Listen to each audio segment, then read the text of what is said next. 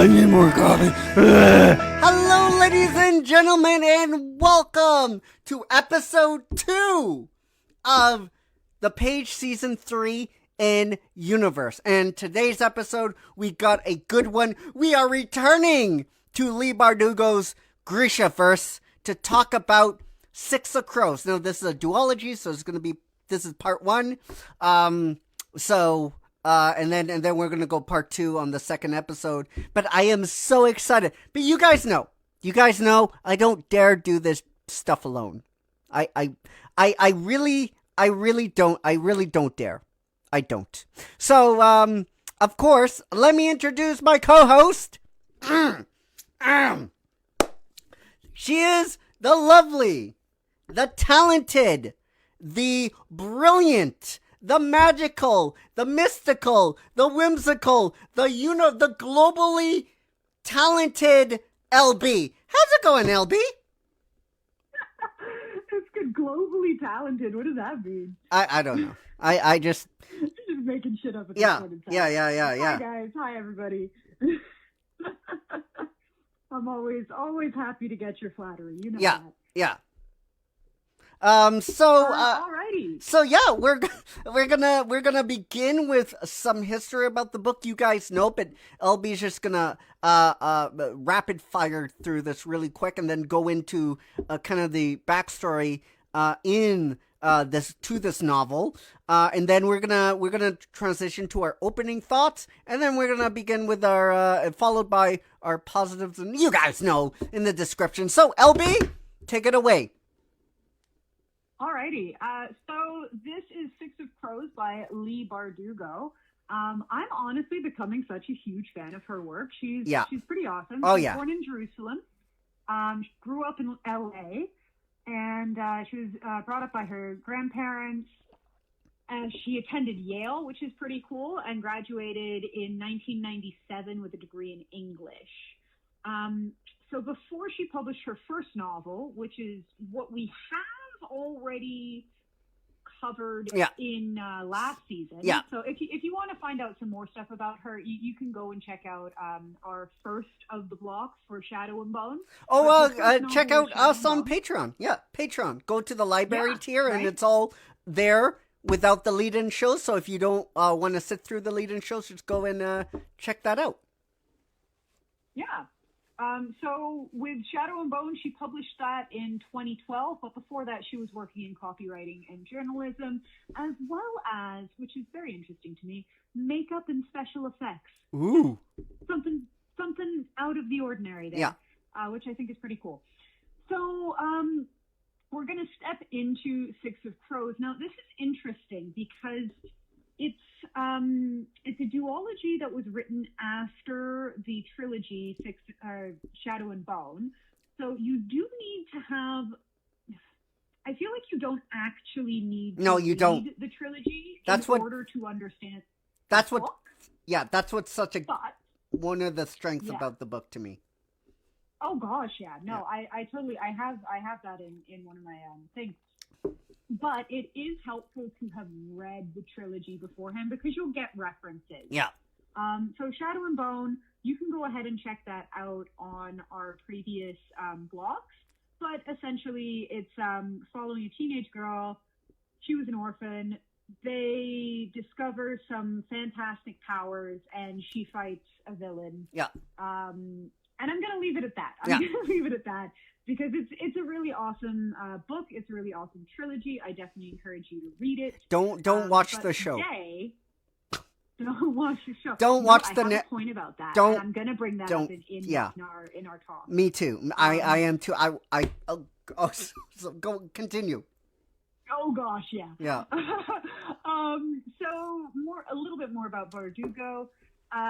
She published Shadow and Bone, and she's been basically consecutively publishing books and novels since Shadow and Bone was published in 2012. So, the following 2 books were published respectively in 2013 and 2014.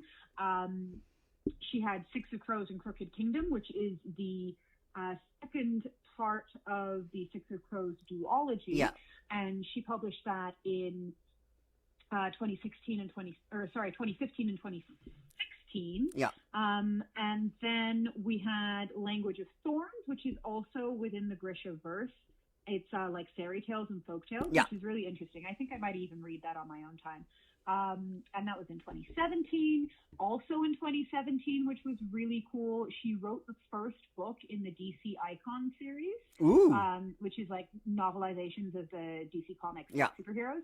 And she wrote Wonder Woman Warbringer. So that's pretty cool. The animated movie? Or no, she didn't write the movie. It's a novel on the big superheroes in the DC. Oh yeah, okay, the iconic. So it's the DC Icon series, right? And in 2019, she published her first adult novel, Ninth House. She's awesome. She's amazing. Go read her stuff. Yeah. I don't know what else to tell you, but basically, Shadow and Bone has also been made into a TV series. Don't watch the series. Don't watch the series. I have a different. Okay. But you know what? But I recognize why you're of such a strong opinion. For yeah. But yeah, so and with Shadow and Bone with the TV series, it's been huge reception. Lots of people have loved it. You know, it was in she appeared on the Grishaverse panel in Comic-Con in 2020, and she's been ranked the 6th most popular author on Goodreads between 2016 and 2021. Yeah, I would concur. Awesome. I would concur. You should read her stuff. Yeah. So, initial thoughts on Six of Crows. All right, so I'll start this. What's going around in your head? Yeah, I'll start. I fucking love this book. I love this book. I get emotional every time I read or I listen to good authors or good writers' work, and I got emotional reading this book because it was so smartly written in ways that I didn't even think I wanted. I didn't even know I wanted this book to be what it was. The beats that you expected that they teach you in writer school to, like, if you want character development, have lulls. Yeah, make sure to have lulls and then do that. All this stuff they teach you is easy to understand, but when you start to do them, sometimes it's very hard. It's very hard. And all the beats are essentially here, and all the beats that she follows when there's a lull. That boat scene, we're going to get into it. That boat, she makes sure, okay, everybody's taking a breath. Let's do some character development. Let's do this. Let's do this. All this stuff is easy when you get into writer school. All this stuff sounds easy, but when you put it into practice, sometimes it can be hard. For instance, you don't want some action going on, and then author says this is this character's backstory, and you don't want that. You don't want that. You want lulls in whatever the story is about. Take a breath, and when those moments come, then have those character developments. And it was all here. It was all here. It was all well laid out, and that's what I appreciated. I appreciate a writer going, yeah, I'm going to do this, dude, because it just makes sense. That's the thing. It makes sense. When the stuff happens in this book, it all makes sense. Like that, taking a breath. When those moments came, we got character development. And you know what? That just makes sense. That's good writing. That's just good writing. I know when I teach this, I know it's easy for teachers and advisors to say this. But when you're writing it or writing a script, sometimes it can be hard for whatever reason. And it's not, but why it for whatever reason it's hard. But in this book, it was so smartly laid out, and it was so good. It was so smart. I loved it. So that's my opening. Those are my opening thoughts. Yeah, you know what? I'm kind of the same opinion there. I love this book. I think this book probably is of all the books that we have read, it's probably number one or number two of books that I personally really enjoy reading. The plot for me was superb, and everything that you're talking about with like the writing points that you need to hit and all that sort of stuff, it can be hard to do expertly. Yeah, it really can. To do that seamlessly. Yeah. You know, it's easy enough to be like, we did this, and then, okay, what's the next thing that I need to do in my thing? Okay, and then we did this. And, you know, you can very much tell when a writer is, like, hitting those points and using that sort of formula versus when it's just part of the story, when it's just imbued within it. And honestly, she does this so well. She's such a good writer, in my opinion. Oh, yeah. And you know, we're gonna get into it. Yeah. But like her character development. Oh my god. But like, you know what? I talk about that a lot, but something that was amazing was the plot. Yes. And I don't normally talk a lot about plot because I think if you have good enough characters, they can be doing their everyday life and it would be interesting enough. If you've developed your characters well. But the plot itself was also superb. I thought. Oh my god, it was so good. Right? Right. It's so good. Get into our check mark. All right, so I'll start this check mark out. So this is gonna be my first check mark, and we talked about the series. Don't. My opinion. We reviewed it on Encore season. I think season 3. Don't watch the series because you're not going to get all these characters right. They don't even get these characters right. And I'm still of the opinion, nobody read in depth these books because Six of Crows and Shadow and Bones don't go together. What I mean by that, it is such a turn of culture, atmosphere, and darkness and tone that they don't contrast together. And I don't care what anybody says. That guy, I respect his opinion. I respect, him as, as a person, all the crew members. I'm of the opinion that nobody read in depth these books. Everybody just looked at the Wikipedia page and beginning reading the story. Because if they read any further in these books, they know, okay, we can't put these two books together in a show. But when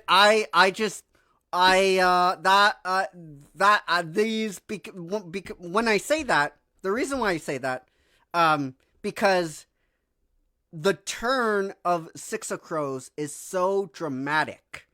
It is so dark and gritty and just the tone. And that's my first check mark. It is such a 180 turn, but it's done so masterfully that you're like, holy crap, this is a really, really dark place. This is really grimy. This is a thievery kind of place. This is you get Inej, you get Nina, you get, oh my god, and you get Kaz Brecker. But that's what I love about this book. Because it is such a 180 turn, and usually it's not done with this ease of picking you up, dropping you in this world, and dropping you in the deep end, and expecting you to float, and you don't think you're going to float, but you do. You go into this book, she says, okay, this is the story, this is the world, and you get it within 10 minutes. You get the tone, you get the feel with that first scene. All right, game on, I'm in. And that's my first check mark. Just the tone and the grittiness was done so well. Yeah, you know what? I'm gonna jump off with that because I have that as one of my first check marks as well. For me, I know you're talking about the change from from Shadow and Bone to Six of Crows. But Yeah. for me, it's the twists and turns in the plot itself. Oh, yeah, for sure. Because I wouldn't say necessarily that some of them are unpredictable. And that's okay. Yeah. It's okay to have things that are predictable in a plot as well as you do it well. I know we've talked about this beforehand, and I'm totally fine with that. What I did enjoy was everything felt like it was moving the story forward. Yeah. Everything felt like it was, for a purpose. And it felt realistic. Like there was this moment. Oh, we haven't said this already. Spoiler alert. No, we did. By the way, there's if you're a note. this, Yeah, go read the book. Pause this. Yeah. Go read the book. Come back. Yeah. Okay. There's your warning. But okay, so there's this part. There's this part where Nina gets trapped in the treasury by Jarmbull or something. Yeah. I don't remember his name. Oh, that was Anyway, so good. But So good. right as that's So happening, smart. literally, I mean, like my partner can attest to this because he was sitting next to me as I was reading. I was like, no, don't, like, you're stupid. I know exactly what's happening. And then of course she turns around and all of a sudden she's locked in the thing. I'm like, Yeah. oh, right? Right. However, I liked how that was used to further forward the plot. Yeah. It was used with the relationship dynamic between Nina and not Kaz, Nina and Matthias, and it was just. It was That expected, relationship but just had me because crying. It was expected. Oh my god! That just, I'm like, Matthias, just make up with her. Just like on the boat. It had me literally on the boat. Right, yeah. And I'm like, you love each other, you fucking idiot. Just kiss. I ship it so hard. Yeah, you do it. Do it. Do it. Yeah.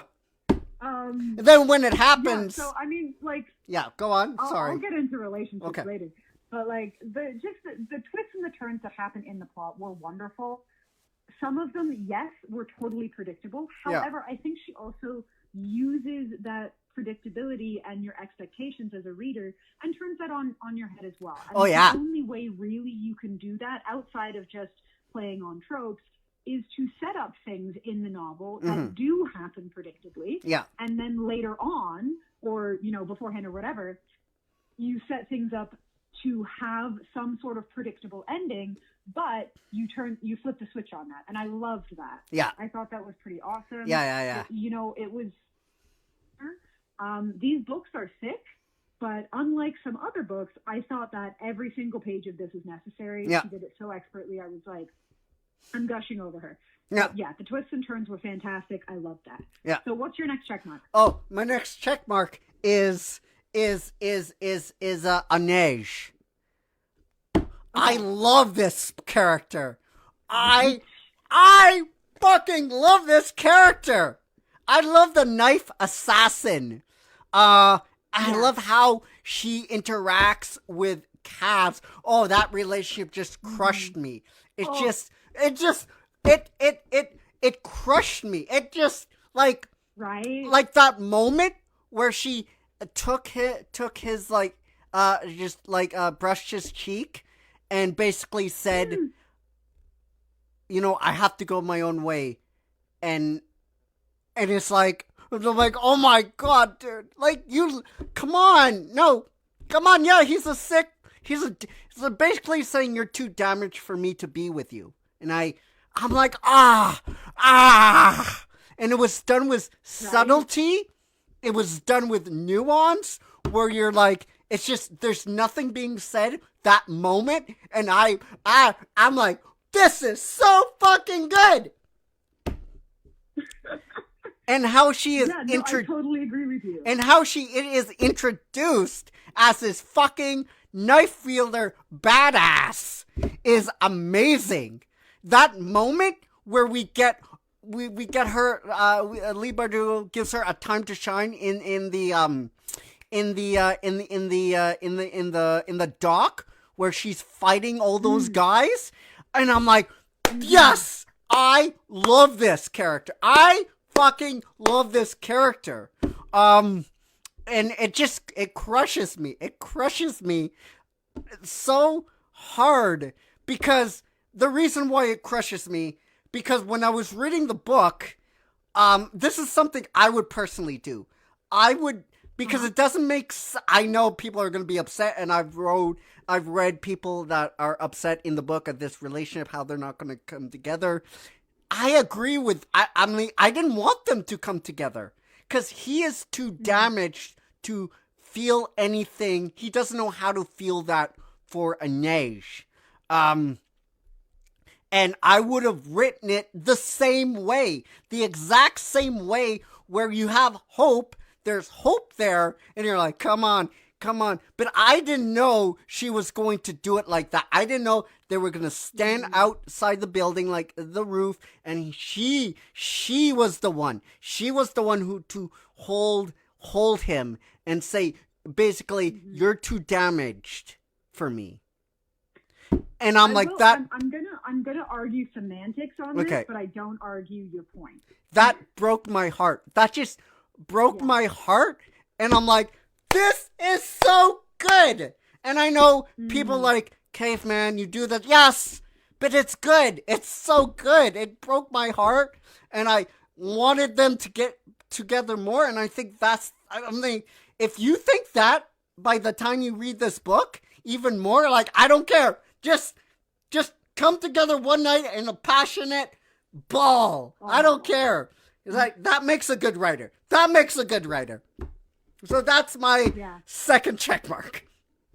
Yeah. Okay. No, I'm going to jump off that again. I feel like a lot of our check marks are going to be intertwined because there's so much to gush about. Oh my God. Book. I love this book. I guess my major check mark for me, it's kind of 2 in 1, so grant me this, whatever. Yeah. But it's the relationships and the characters. Oh, yeah. Now, the characters that she's built, they feel real. Oh, yeah. And I love that. That's what gets you to that point of like, oh my gosh, I wish that they had just like, done this instead of that. And oh my God, why did he do that? You're literally talking about fictional characters that she's created. So that you can have such a connection to that is amazing. I love what she's done with her characters. They feel so three-dimensional and so real. Like, everyone has their strengths, their weaknesses, their foibles. Like, they have everything within that, and I absolutely love the detail that's gone into it. I'm going to talk a little bit more about, like, aspects of characters and another check mark. Yeah. But just the characters themselves, they just felt so real. They felt like people that I would have as friends or that I would encounter in real life. And I love that so much. Alongside that is the romance. Oh yeah. It's so good. I'm not crazy so about good. romance in books. It's so good. It's not a thing that I generally read fantasy for. However, it's amazing how she does it because each of the relationships that are represented in this book are like, they feel so real. Like, I'm gonna put a brief shout out for the LGBTQ plus community because there's definite gay vibes in this. Which I love that she had in there. Yeah, I'm gonna talk more about representation later, but like, I love that. I love that little scene between Wylan and Jesper. Yeah, where he's just like they're having this joking moment in a very tense. There's so many layers. So they're having this little joking moment of like, oh, if only that brought the girls. And then there's like a brief pause. It's like, and the boy, is that something that you're interested in? Yep. And it was just so cute, and I fucking loved it. It was. And I'm like, yes, I ship you. It was so good. You know why? I'm just gonna say this. We're gonna talk about this throughout this review, and we've said this already, because the writing is so fucking good. Precisely. It is nuanced. Like, it's subtle. She created these real characters. That's why it feels like that, because there's these moments in the telling of the story that happen in real life, and she brings that into this fantasy aspect. It's just absolutely genius how she does that. So I love that, like, subtle gay undertone that happens there. Beautiful. But the other relationships too, and I'll talk about Kaz and Inej, because I didn't so much see it as like, you're too broken for me. Like, yes, that was an aspect of it, and Inej is recognizing that, unfortunately, she doesn't have the capacity to interact with that from Kaz. And she's also recognizing in this, like, she's gained purpose for herself in this mission. Yeah. She's, and in conversations, I have to all this leave sort you of stuff. behind She's after. Yeah, really understood that that just while broke me. Kaz, That broke me so bad. oh my god, My little caveman heart. Trust me, yes, I know. And like obviously you're like, oh my gosh, want the romance there, but like what I loved about it was she recognized that she needs more. Yeah. And Yeah. like she embodies so much courage Yeah. as a character. Oh, she really because, does. You know, she really from her does. history, Yeah. she's you know developed into this whole new person. She's built the strength of herself. She moves forward. Like we see so many aspects of courage displayed with her, and even in that relationship as well, she's able to step forward and be like, Kaz, I would love it if we could be together, but oh my god, you're not ready for it, and I need to move forward with my life. I can't just like oh my god, LB, it's gonna be okay. You need to tell me everything's gonna be okay. Girl, freaking women power, go for it. You need to tell me, LB, I everything's so gonna be much. okay with them. You need to say that. You need to say I don't that. know. I can't. Oh no! I Oh mean, no! Like, Kaz is gonna come in like a superhero, and they might like change things. Maybe he'll leave the barrel and go on an adventure to help her find her parents. Who knows? That is all to be discovered. That just broke me. That broke me, though. That really did. But the other part that I love too, like I mean, and then you also have Matthias and oh my god, Anej. Oh no, my God, Nina. Nina. Yeah. Gina.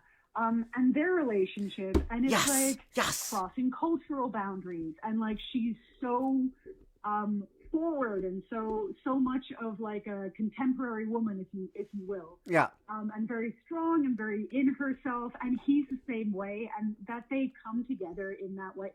It just I loved it so much. I was like yelling at Matthias, just being like, oh my god. Yeah, I just, you know. Yeah. You know what I mean? So just the relationships were wonderful. Yeah. But on that note, and I will say it, I absolutely loved that there was not any sex scenes. Oh yeah, me too. Me too. Because they're so young. young. Gone that way, and it didn't. They are young. And also, it's just, you know, like when you're reading a book sometimes, and it's like you're reading through, and then you're like, oh, okay, there's a sex scene now. This is awkward. I'm like reading this on the subway or whatever. Yeah. But like, I'm not someone who's huge on that. If I wanted to read that, I would be reading a romance novel. You know what I mean? So she did the relationships. She did them really well. She had that aspect within there without making it like smutty or without overdoing it. It really wasn't like lovey-dovey, but it was like from the characters and all that stuff. Yeah. So absolutely amazing. 10 out of 10, 5,000 points. Love that aspect. What's your next check mark? So my next check mark is the nuance. It's going to be nuanced and subtlety. I'm of the opinion, and this is I have been mentioning this throughout these shows. If you're going to do gay relationships, if you're going to same-sex relationship, it has to be done in a way where it's nuanced and subtle, but not too subtle. But it's nuanced enough where you know, and it has to come from a place of being implied, right? That's how you get readers engaged in these sorts of relationships, right? That's how I would personally write if I would ask like caveman write this. That's how I would do it. I would make it organic, make it so natural, and then by the time it's over, you're like, I want them together now. And this is what we got in this book with Wylan and what's the other character's name? I'm drawing a blank. Jesper. It's nuanced. It's a little bit of everything. It's implied. It's subtle. It's nuanced. And at the end, I was like, I want them together now. And for me, that's how I would want characters to be written like that. And the way she does it is like, it's so competent and it's so good that I feel like any way she wanted to go in this book with these relationships, I was like, I'm already there. Just take me there. Like, here's my hand. And I just love that. I love that. So that's my, that's just one example out of many in the book.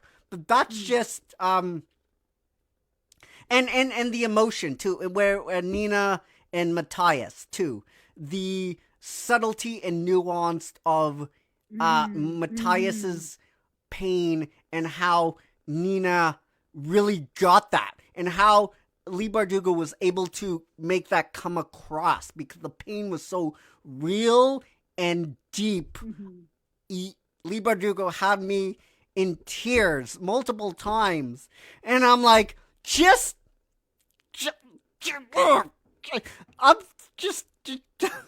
oh my god, it's so good. But that's just another example. But that's my next check mark. The subtlety and nuance in some of these things were done so well.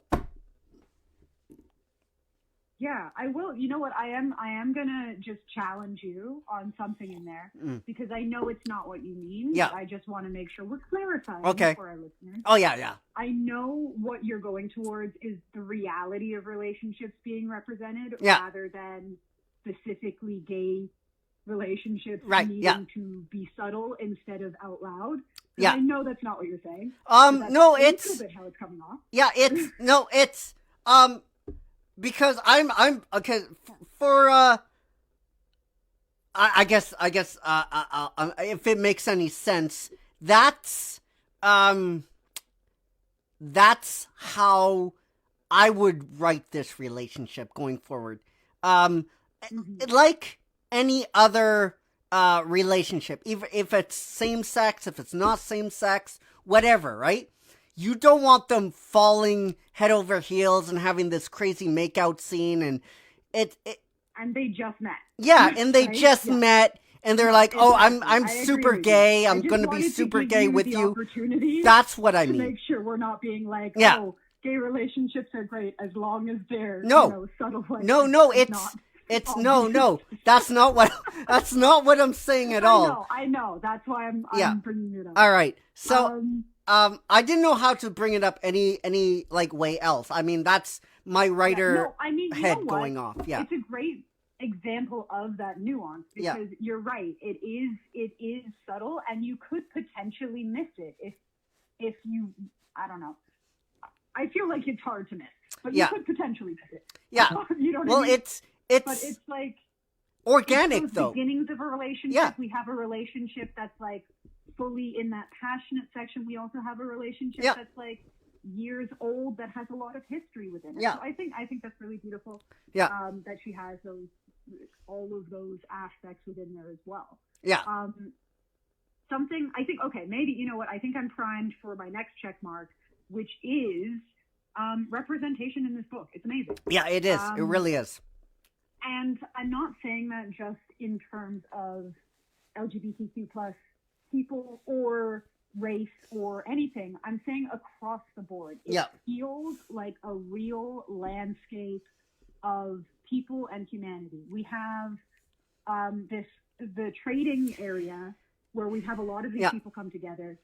You know, it felt very real because we've got people from Kirsch, we have people from Sewell, we have people from all over the place. And I know I mentioned this previously in the other book. I liked that there was that representation there for, for race in the story, because unfortunately in fantasy fic, generally it's very white. And it's just sort of something that's assumed.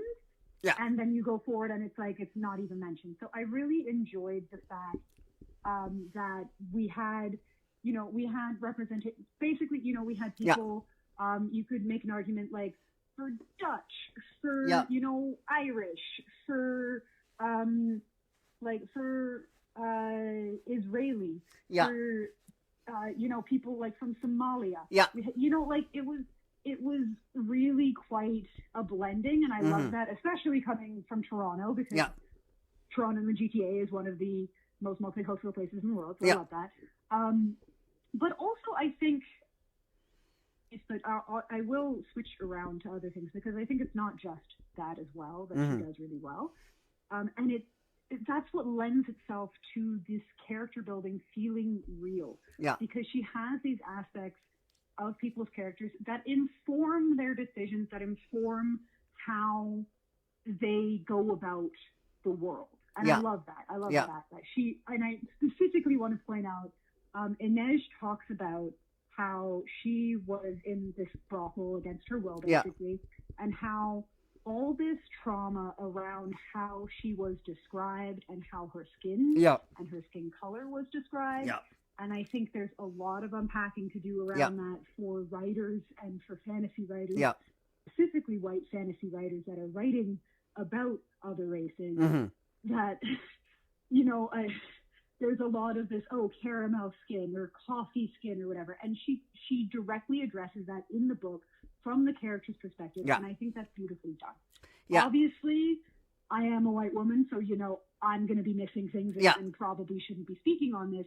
But it's just something that I think was beautifully done. Alongside that, we had representation of people with disabilities. Oh, yeah. And I thought that was amazing that she brought in her own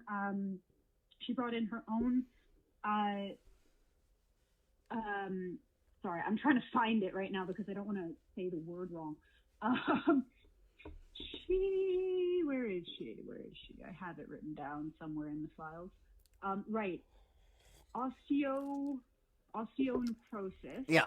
And she's which is basically decaying of her bones. So Yeah. she has that, and she brought that into one of the main characters, Kaz. Mm-hmm. And she wrote very realistically about that. Obviously, Yeah. she made it because he had broken his leg, and Yeah. so that was a whole different thing.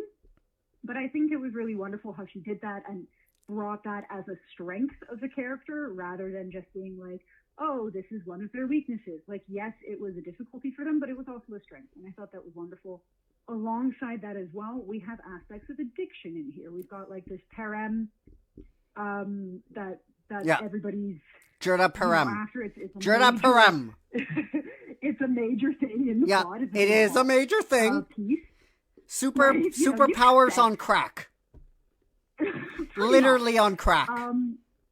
But what I thought was really great about that is she represented this idea of the Grisha being addicted to this after, two doses, Yeah. let's say, or one. She also introduced this idea of like, that they may not get addicted after the first one. We don't know. It's kind of dependent on the person. And they didn't make it about like, the strength of the person. They made it just about it's something that happens, it's something that isn't. Yeah. They also, I think, did a pretty good job of, like, they didn't really go into detail, so I can't really say, but they did a pretty good job of that representation of someone coming off of a drug and Yeah. going into, not remission. What's the word? I can't remember it now. Withdrawal. Anyway, withdrawal. Thank Boom! you so much. Yeah. You got it. But she did a great job of representing that as well. Yeah. And so in all of this, what I'm trying to say is she's creating these very real characters with very real, real life things Yeah. about them. We've got this relationship that there's such tenderness between Matthias and Nina after when she's going through withdrawal and Yeah. he's there for her, and it's such a beautiful moment. I love it so much. And it's not leaning towards sort of that very Rent-esque Yeah. damsel in distress kind of thing. But I think it's wonderfully done. I think there's so many aspects in there, and I'm sure there's things that I've missed as well. I'd love to hear other readers' comments on that as well, Yeah. like what they saw and what they picked up on, because she creates these really, really breathing Such a beautiful characters that moment, have too. all these Yeah. aspects to them. Honestly, yeah, no, right? It's such a fun. Oh my. That was a big check mark for me. And Yeah. you know what? That was the last thing I wrote down for my check Yeah. marks in my notes. It's because it's something that I almost skipped over Yeah. because it was so well imbued within the book. Yeah. And she wrote it so well that it was just accepted. And I was like, hang on a second, that's something I should point out. Yeah. Anyway, I've talked a lot about this. Very passionate. Please, continue. So this is gonna be my last check mark as well. Listen. Okay. Listen, guys. I'm pretty sure now it's well established we love the book. Okay? And if we go Right. we don't We want could this to be matter a on 5-hour show. So I'm gonna end my check marks with this. Kaz Breaker. He's such a Greek tragedy. Mm. I love this character. Mhm. I absolutely love this character from start to beginning. You can see everybody is just pained to let me love you or let me like you. Right? But he is so Or damaged. like, let me in. Yeah, let Like me with the in, character dude. Jester on that. But Oh my then gosh. but then you get to learn his backstory. And it's Mhm. such a Mhm. tragedy where I can't even fucking imagine how well that scene was written. He was paddling using his dead Oh brother, God. as a corpse, and then he's like, "Yeah, I Right. died, but I died then. I died then," and that's the reason why he wears gloves. And Mhm. it's it's it's I love it. I love him, and he's such a fucking badass. And he doesn't know Mhm. how to like express, but when he express like caring for someone, you're dead. You're a dead man. If you hurt him, Mhm. you're a fucking dead man. We see it on the boat of Mhm. Anej getting stabbed, and he's barging. He's like, "Fuck, I don't care, dude. Save her, but save her." And then he Yeah. goes, and then he goes, and then he's like, and then this guy's laughing and smiling. He's like, "Get him up, get him the fuck up." And Yeah. that's a great response. Holy shit, that scene where he's like, "I'm Mhm. gonna take your eyes out," and then you're like, "Holy Right. shit!" And then and then he's You're like, like, shoot. and then he's like, "Yeah, let me help you. Yeah, I'm gonna help you. Yeah, yeah, goodbye." And he's just thrown him off the boat. I just Mhm. love that scene. I loved everything about that scene. When he Yeah. went to rescue her, when he went down to try to save her and just like barge in, and he's like, "Yeah, get up, get the fuck up. I'm gonna fucking murder you."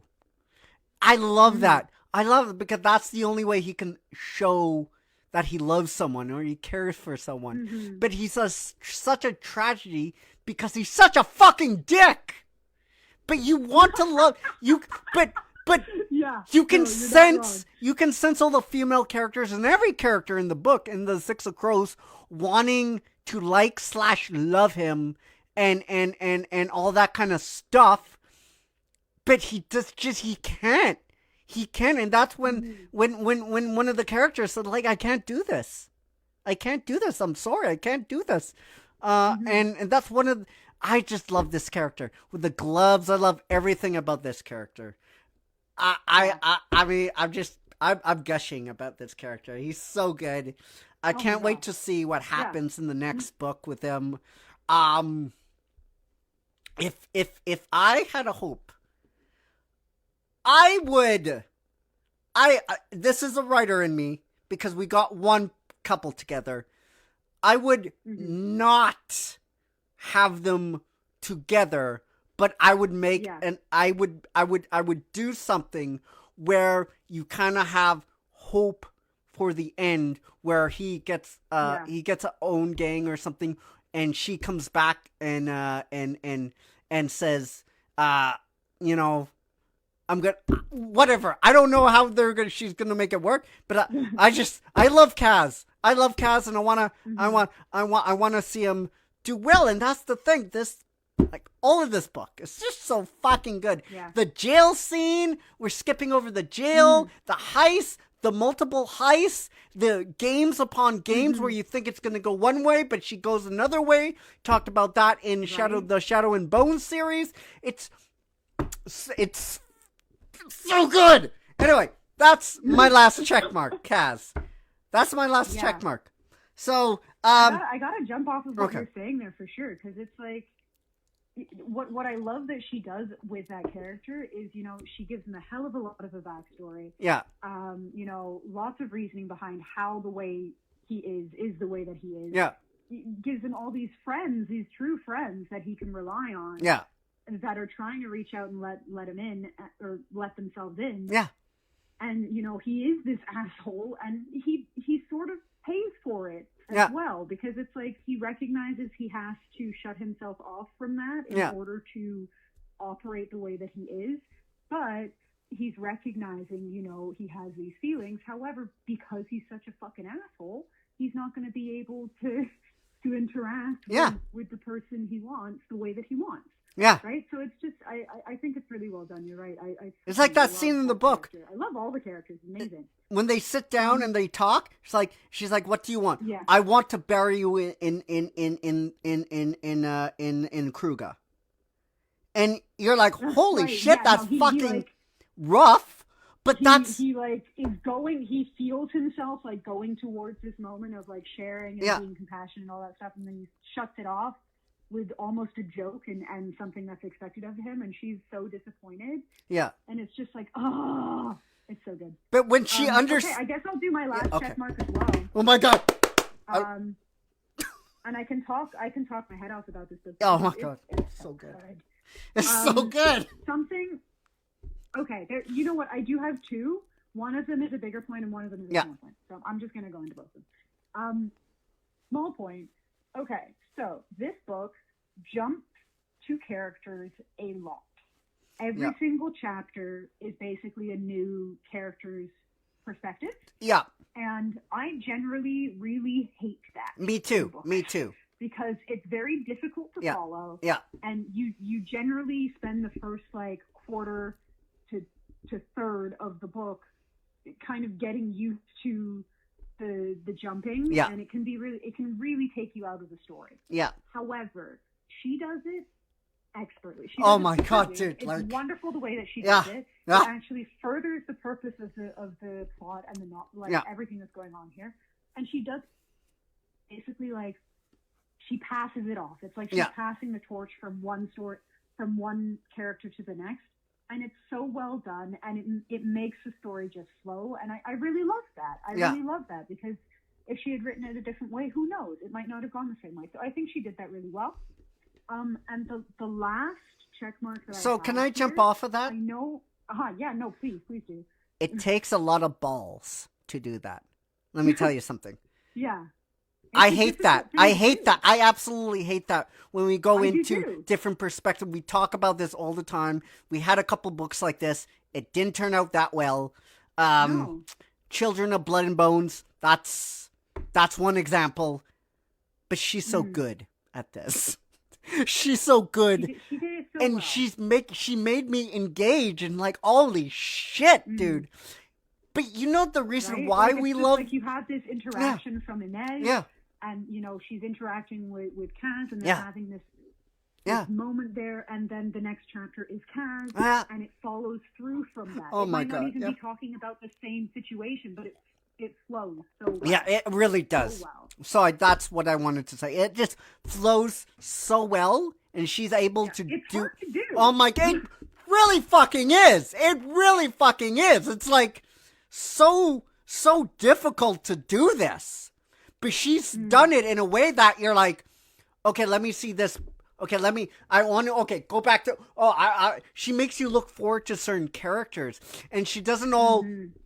She doesn't do the same thing where they're all together. She's like, when they're all separated, that's when she goes from character. That's when the book really starts hopping, in my opinion. The middle to late end of the book, but Yeah. it doesn't. I mean, as it should. Yeah, right? as it should. But she's like you were saying, she's done it. She's done it so masterfully. She really got me engaged in all these characters, and that's fucking hard to do when you're doing this. And So it wasn't just done No. because she needs to talk about what's going on with this character. Yeah. It was done in a way that actually furthers the character development and furthers the plot. Yeah. I thought that was really well. Yeah. Like, So, just expert. So we love you, Leigh Bardugo. Okay, go on. Yeah, and my last point, you know I got to talk about it. Those strong female characters. Yeah. We talked about What I go. particularly loved is, yes, we have conversations between Helena and Inez. Alina. and Or we have it's Helena or conversations Alina? Between I think it's so Alina. Helena is the like madame Yeah, of the yeah. Gilded Cage, right? Right. So we have conversations there, And we also have conversations between Inej and Nina that just felt so real, so well done. You know, completely different relationships. You know, Inej and Nina, they're like friends. Yeah. And Helena and Inej definitely are not. Yeah. But I thought the friendship of Inej and Nina was really wonderful to see. It was a great like respite in all of this like chaos that's going on in the book, and it should feel like that because that's what that was like. Mm-hmm. But I also love this representation of these two completely different women. You know, like this almost like very religious Inej,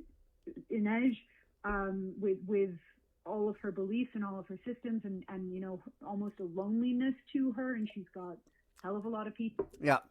As well as being this badass assassin chick, and it's just fucking awesome. Oh yeah. Like love Inej. Yeah. And she embodies her femininity in a completely different way than Nina does. And Nina, as what like also has trauma. Literally everyone in this book has trauma. So yeah. Like it's fine. That's what makes us so good, though. Right? And probably what makes the characters so real. Yeah. Well, because like there is no. They're all damaged. They're all damaged in what way? In one way or another. Yeah, exactly. And it's like that's real. That's real life. Nobody gets through life without going through fucking shit. Right? And it's just I loved Nina as a character as well, specifically how she uses her sexuality because she's so in control of it. Yeah. And it's like it would be very easy, and I feel like a male author might lend themselves to writing this way. And I only say that because the amount of fucking male authors I've read. Yeah. Like, Jesus, that do this. But it would be very easy to take that power away from her and place it on the male characters within this book. But she almost weaponizes that. And I love it. She's very much owning her body. She's very much owning aspects of herself. Yeah. She's loud. She's rambunctious, and it's just wonderfully done. Mm-hmm. And very like it's great to see these two different aspects of how a woman can be strong and like badass in their own separate ways. Yeah. And I thought that was just really, really well done.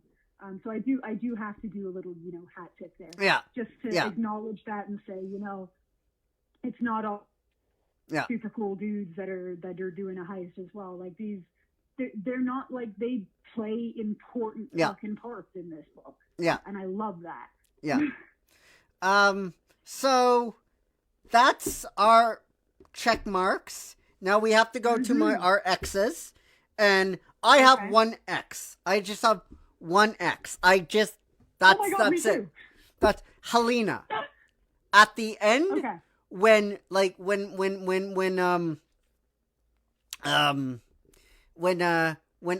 is being walked away into the court, and Helena just comes and she's like, I know who you are.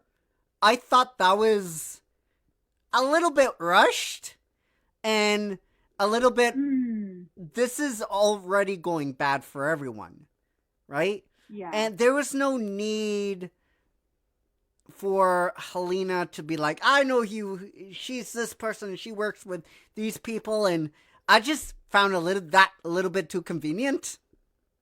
Really? Okay. And I mean, I thought it was done well. I agree with you that it felt a little rushed, but I thought because Inej needed a way to get back on that bridge. Yeah. And she's like, okay, I'll get arrested. How do I get arrested? Okay, well, you know what? I'm gonna take Helena down a notch, and she needed to get the diamond necklace or whatever. Yeah, or I guess. Diamond. You know what? The diamond thing felt a little bit of a stretch, and it felt like it was almost brought in so that Inej could have that interaction. I see what you're saying, though. That's it. Than perfect. That's it. That's all my negatives. Okay. I guess my X is okay, this is gonna sound weird, but the ending. Okay. I loved the ending. I loved how we had, because you know what, you do you do have to have this denouement, right? Of they've done all this exciting stuff. They're sailing away on the ship, but the major plot point is not yet resolved, Yeah. which is this trade-off with Van Eyck. Yeah. You know? Quick point on that. I did love how they revealed that, you know, Wylan was excommunicated from the family or whatever because he couldn't read. And you know what? I love that specifically because you're almost led to believe, like, there's this undertext of, like, he is gay, and, like, that comes out around the same time as it's like, oh, my father doesn't love me, whatever. Yeah. And, like, you're almost expecting it, but it's not even that. Yeah. It's the fact that he can't read, and I love that they had that in there. Yeah, Because they me could, too. you know, she could have gone the easy route and did that, but it wasn't. Yeah. And it was, great. Anyway, we're doing X's now, not check marks. But it was necessary to have that sort of ending there. I thought the trade-off thing was a little bit too, like, it was kind of elongated more than it needed to be. We already had all this excitement happen. I know it's those points where you have that last little peak before the end. I know. But it felt like it was a little bit too, like, oh, give us the person. No. Oh my God. I have a different thing. This thing. Okay. Now we're going over. You know what I mean? Like, it just felt too much was happening in that section. And then, you know, we've got this lovely ending of the second last chapter. Yeah. Where, Kaz is, like, looking towards, he's looking towards the merchant chapter or something like that, being like, I will have my revenge, I know, get my girl, kind of thing. And it's like, brick by feels brick. like that's where the book should end. However, we have another chapter that's Pika Rawlings, and he's alive and all this stuff. Now, I will say, part of me was like, okay, what happened to Pika? Did he actually kill him? Did he let him go? Is this going to come up later? I don't know. So it was a loose end that needed tying up. Yeah. But I don't think, because we know there's already a second book coming, this interaction with Pika Rawlings, and then, like, calling in the favor felt like the start of the new book. I feel like it should have ended a chapter earlier, and it was just frustrating. A little bit long. I agree with you. And then you have this little, it's not a cliffhanger, but it's like that little tease for the next book. Yeah. And it was frustrating to read because it was like, oh, he didn't need to do that. Yeah. You know? Yeah. I agree with you. A little bit long. I agree with you. But that's my only X. Yep. So, anyway, we're going to go with ending thoughts, like, overall thoughts and ratings. You're going to start this show off first. So I'm going to pass it off to you. Ending thoughts and thumbs up or thumbs down. Yeah. Okay. Well, I love this book. I love this book so much. It's definitely going to be one that I feel like I can reread because there's so much going on. The characters were beautiful. You fall in love with these people. Yeah. And they're not, like, they're fictional, you know, but they feel so real. They're so well done. I think this is honestly better than Shadow and Bone. Oh yeah, I think for we've sure. Sort of learned some lessons there. We've gone away from focusing on this one sort of romantic arc and really focused on, like, more of an action adventure, which is something I fucking love. Yeah. I thought it was wonderful. There's honestly not much I can complain about in this book. It should be no surprise to listeners right now. I'm giving it, like, a double thumbs up. 5 stars. Absolutely. Go ahead and read this. The one thing I'll say with that is the magic. We didn't even talk about the magic system. The magic system, it's not necessary to read the Shadow and Bone trilogy. I think if you want to get a better read out of this book, you should read the Shadow and Bone. Yes. At least first one, just so you have a better understanding of the magic that they're talking about. They also make subtle references to that book that it's okay if you miss out on that. That's fine. But I think it's improved if you do read added flavor, the Shadow and Bone beforehand, you know? Yeah. But that's really not... Oh, we forgot to mention that. we forgot to mention that how she was able to weave that so good. She was like, oh my God, it was like some writers just overdo it.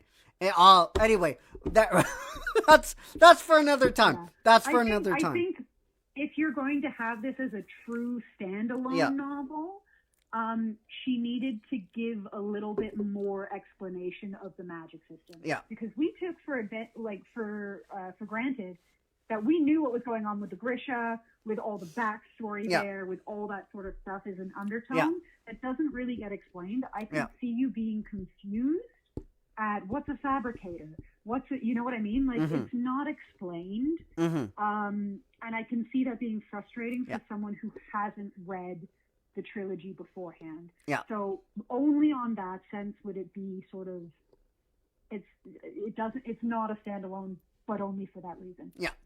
But outside of that, it's like so many thumbs up. Absolutely. Yes. Like 80 billion thumbs up. All right. So, actually, I absolutely love this book. I'm falling in love with Leigh Bardugo. Leigh Bardugo, can you marry me, please? Like have you ever been with a caveman? She's already married, honey. Oh, God damn it. Sorry. Damn it. All right. Sad caveman. Sad caveman. So, anyway, I love this book. I absolutely love this book. She is quickly becoming one of my favorite authors. This is how you write YA fantasy. This is how you do it. This is how you do it. All right? You don't try to make it high fantasy. You don't try to make it something that it's not. It's YA. It's supposed to be personal. It's supposed to deal with relationships. It's supposed to be about all this kind of stuff without going to the next level. That's what YA fantasy is supposed to be. But she gets it. She says, this is the world. This is the sandbox we're playing. We're not going any further. We're sticking with this. And that's, for me, as a writer, something that I appreciate. I can feel confident enough when I get into a Leigh Bardugo book. I am confident. I have no worries where she's going to take this, what I'm reading. Yeah. I'm like, all right, I'm all in. And I can't say that about a lot of authors we've talked about. Yeah. I mean, I can't say that about what's his name? I can't say that about the Cosmere universe, Brandon Sanderson. I can't say that. I mean, we're going to go with Skyward a little bit later in the year, but I'm not I'm not confident. What am I going to get? It's a YA novel. Is he going to do the same? It's like, okay, this is high fantasy now. Yeah. Is he going to do that? It just doesn't work. You know what I did? Oh, go on. On that point, you know what? What? I totally forgot to mention this because it's sort of more meta than the actual book itself. Yeah. But I think because for us, our category for this season is, books within the universe. Yeah. I think she did a fantastic job. She did. Writing a book within the universe that she's created. Self-contained. Clear ties to other books, but is also, it does stand out. Like, you kind of should know the other stuff, but if you haven't read it, it's okay. So, she does a really good job of that. I think what maybe it's what we chose, but, with Brandon Sanderson, we were reading this book and it felt really like a completely different story, a completely different aspect, a completely different world. It didn't feel like it was living in the same world as Mistborn. It really didn't. Yeah. You know? Going off my other, I can't say that about other authors that choose to write YA. It seems like when you go into YA novels, other YA novels, they try to make it something that it's not. But Leigh Bardugo in the Grishaverse, she's like, this is YA fantasy. I'm going to write it as a YA fantasy. I'm just going to tell a really good concept and telling a really good story and not make it anything that it's not. And that's what, for me as a writer and a fan, I love so much about her. So for all those reasons and much more, 50 billion thumbs up. I love this fucking book. Yeah, go read it. If you haven't read it already, go read it. All right. And if you have your hesitations about From Shadow and Bone, it's better. Or the show. So go read this one. Don't. We didn't even get to the show. You know what? I liked the show. Oh my God. I thought it was a good blending. I'm of so Shadow disappointed and in you, LB. And Six of Crows. When I was reading because I watched it after we did Shadow and Bone, and I didn't realize you were going to return back to Six of Crows. When I was reading Six of Crows, I was like, oh, this makes so much more sense now. Because honestly, the TV show is more Six of Crows than it is Shadow of Bone. But it's not blended. even. I know why they did it. You know, from a production sense, it sort of makes sense because, you know, she has this kind of one chance to do this TV show. They're going to blend the best of both worlds. I understand why you would be mad because it's not either of them, and it's not the story that happens in either of them either. It's really a fabricated. The characters are totally misrepresented so much. Like I don't think so much. Yes. But, like, I enjoyed it. Honestly, I enjoyed it. I thought it was good. And I'm going to say that. No, it's garbage. For me, it's garbage. It's garbage. Anyway, go watch Encore Season 3 if you want to know my thoughts. It's a pass for me. But you like it, so that's good. If you like the show... You do the TV show, read the book. Yeah. So anyway, guys, that's our time. I'm going to get the outro. And we turn the page. Boom! To, what's the next book called? It is called, she says, not stalling at all, Crooked Kingdom. Boom. So, guys, I'm going to get the outro and give this a like, thumbs up, share, all that kind of stuff, and I'll be back. Don't go. Nobody go anywhere.